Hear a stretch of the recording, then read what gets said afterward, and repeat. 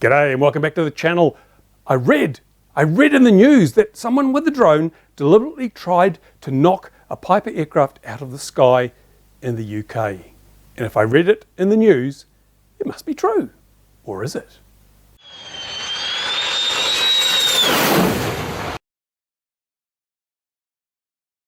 Okay, I've bitched long and hard about the news media and how it likes to sensationalise drone issues to the point where they're unbelievable. Shopping bags turn into drones and collide with airliners and all sorts of things. And this time there's a news story being carried by a lot of news sources around the UK and around the world claiming that a Piper aircraft on approach to an airport narrowly missed, they always narrowly missed, they never hit, they narrowly missed a drone that was being flown on the approach path to the airport. And well, of course, that's, no one wants a drone being flown on the approach path to an airport. That's a stupid thing to do, but this particular report was sensationalized beyond belief. And I think it's time that we as a community started standing up and saying, hang on a minute, this is not right. This is flawed in so many ways. This is fake news, absolutely fake news. Now, having read this news article, I had a lot of consistencies between the various news sites. I thought I will go to the source itself, which is the CAA UK Air Prox reports. These are air proximity reports. Whenever there's a near miss, pilots are supposed to file an air prox report, which basically explains exactly what happened, and then the CAA calculates the risk and everything and so forth. So I went to the air prox report for this incident, and I'm going to take my glasses off and read it to you now.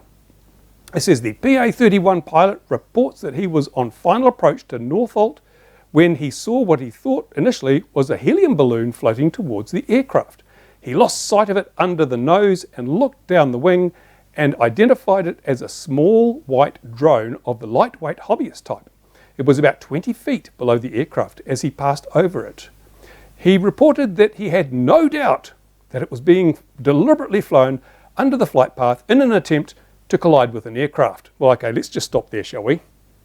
He had no doubt. How did he know?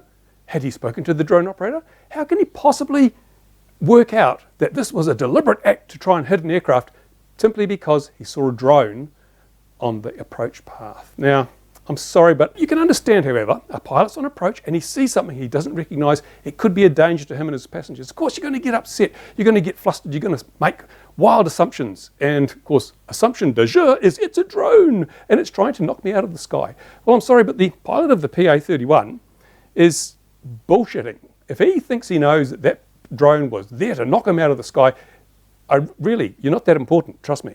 Anyway, the report goes on to say, the Norfolk Tower Controller reports the PA31 was on finals for runway 07 at a range of 1 nautical mile and had been cleared to land when he reported that a drone had just passed close down his right-hand side. The controller acknowledged and waited for the PA31 to land, and when taxiing, the pilot passed further details. He reported that the drone had passed close to his right wing and that it was possibly launched from a park situated on the right-hand side. And it was also possibly launched from someone's backyard.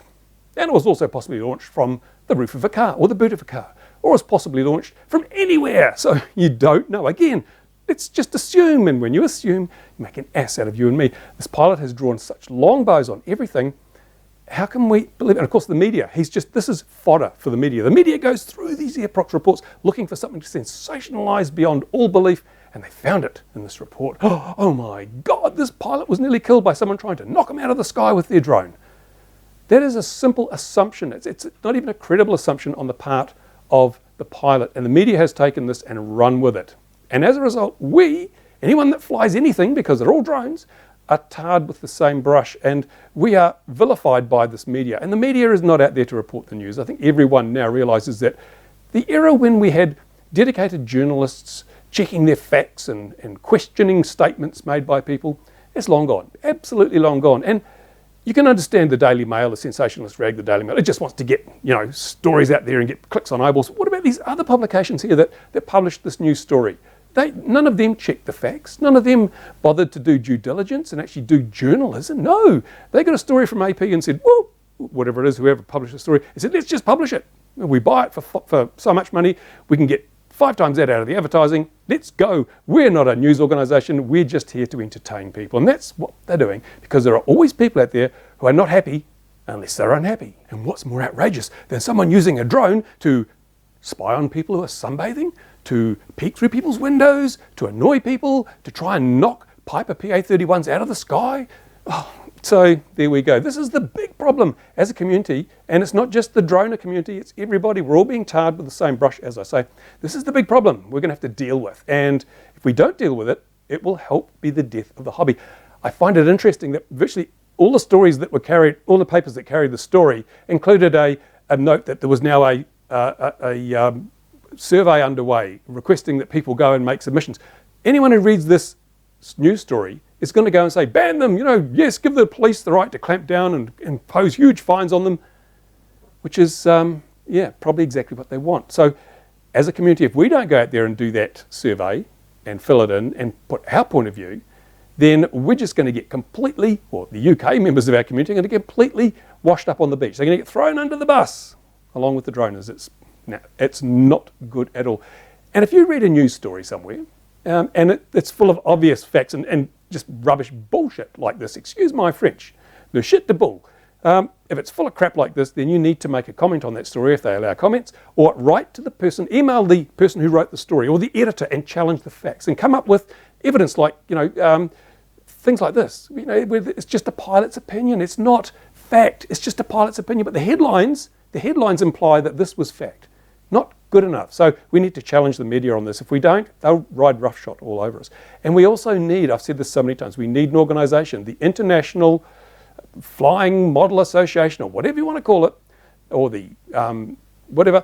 We need to be out there countering. Every time we see a story like this, a press release goes out stating the facts, pointing out the huge flaws in the reporting and how they've skipped over the evidence. Because one of the other things they said in this, they brought up those Ministry for Transport tests, which showed that a drone could go through an airliner window.